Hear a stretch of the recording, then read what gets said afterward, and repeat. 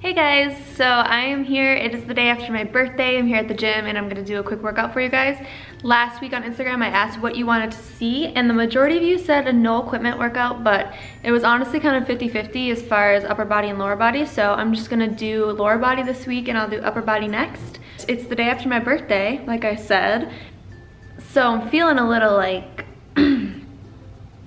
I had a bottle of wine last night, but we're gonna work out because my girls, they need a workout, and I kept thinking last week I was gonna do a workout and then I got my period, and you guys, my period is so bad for the first 3 or 4 days that I couldn't even work out in boot camp or do anything because it was just so painful, and I couldn't even stand up straight. It was pretty bad, but that's how it always is, so I'm sorry. I'm getting it to you this week. Was that English? I'm getting it to you this week and I hope you enjoy.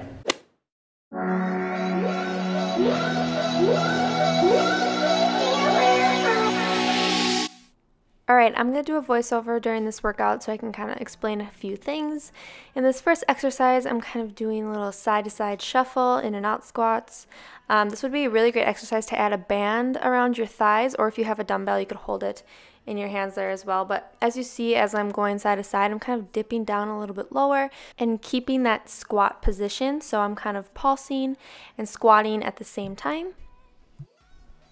In this next exercise, I am lunging pretty far back. You want to make sure to keep your chest up during this. But as I lunge, I am hopping a little, doing a little hop on the other leg there. And I'm also bringing my opposite elbow there to that knee and kind of squeezing at my core. But I'm doing a reverse lunge and then hopping up on the toes on that other leg. And I'll show you a different angle here. When I'm lunging back there, you can see that the leg I have all my weight on, that is all aligned. My hips, my knees, my toes, all aligned. So when I'm dipping down right there, my lowest point right there, that is going to be where you're going to really feel it in that under butt, that hamstring, all of that. Too much wine, too much bacon. Yeah. But anyway, all of that, if you aren't feeling that, you're probably leaning too much forward and you're not getting a deep lunge. So this next exercise here, I'm also reverse lunge into a curtsy lunge, and I'm kind of keeping that lunge pulse position now. As you can see again, when I dip to my lowest on both the reverse and the curtsy lunge, again, my hips and knees and toes are all aligned. So you want to really make sure that you have that proper form. Keep your chest up, keep your eyes forward so that you know you have good form. This would be a really great exercise as well to hold a dumbbell where I have my hands here. If you want to cradle it in your hands, that would be really great. Or if you even held the plate down to your side.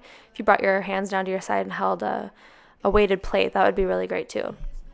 So this next exercise is called a good morning, and with this you need to be really careful so you're not injuring your back. You can see I'm really hinging at my hips, so what we're doing, we're keeping our chest back, we're keeping it up, we're keeping our back flat, and we're hinging at our hips, really pushing our butt back, and you should feel a very tight pull in your hamstrings. This is really for your back, basically your whole backside, but I really feel it in my hamstrings. I have a slight bend in my knees just to protect them, but really pushing your butt out, and then when you come forward, make sure you squeeze your glutes at the top there.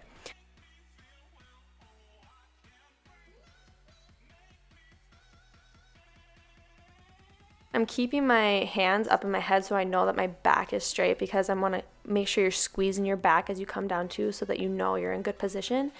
It's really important, again, to keep good form with this exercise, because you just don't want to injure your back. A lot of people will lean forward and they'll curve their back, and it can lead to a lot of injury.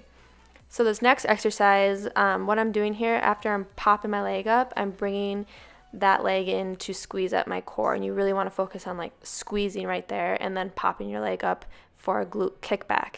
And make sure that the foot that you're on, or the leg that you're on, those toes are pointed up. So you really want to make sure that you're pointing them up to the ceiling, and that way you can really work your whole backside of your leg from your calf all the way into your lower back actually, and then bringing it in and squeezing at the core. Put your love under the knife. Leave me to die here all alone. From these, we're going straight into the fire hydrants. What we want to focus on here is bringing our knees up as high as we can. We want to kick as high as possible to really work that outer glute area. And these start to burn after a while, but we're going to do a ton of reps since we aren't really adding weight to this workout. Doing more reps is what we're going to aim for. But as you can see, I'm kicking my knee up as high as I possibly can before failure.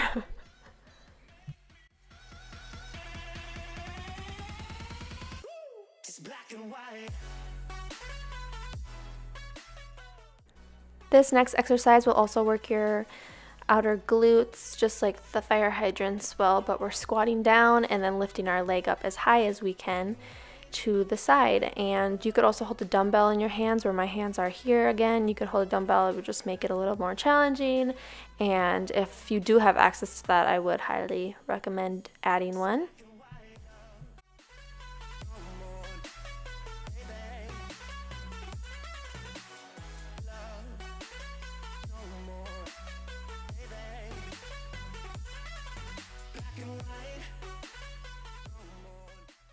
This exercise is also good for your balance. After you pop that leg up, you're only on one leg. So you want to make sure that obviously all your weight's going to be on that leg. So it's really good to keep your core tight and really balanced so that you're not flopping all over the place.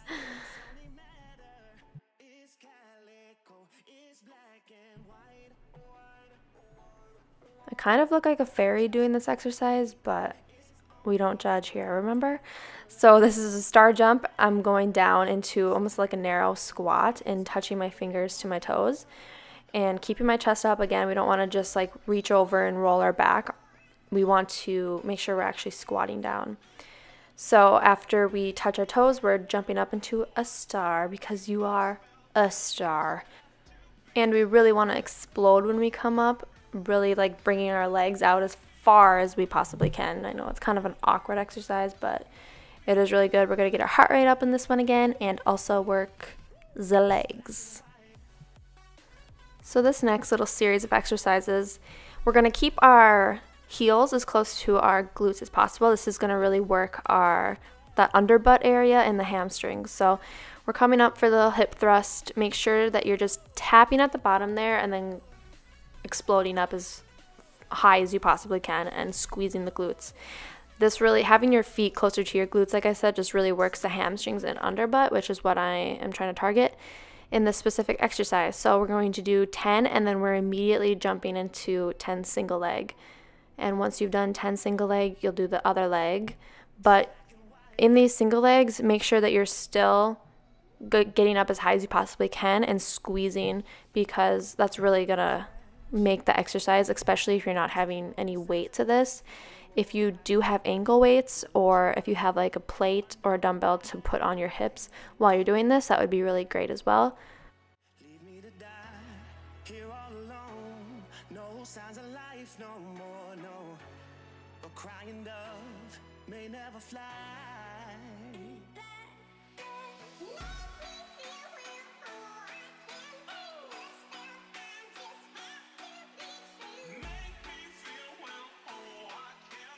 So after that, we're keeping our hips up. We're not even going down, and we're going to bring our feet together as close as we can and just bring our knees out. So we're just going to these pulses kind of out and in. This would be really great to add a band around your thighs as well doing this. And as you can notice, I'm completely flat from literally my chest to my knees. That means I'm just really squeezing and keeping my hips up. This next one looks really goofy, but just trust me.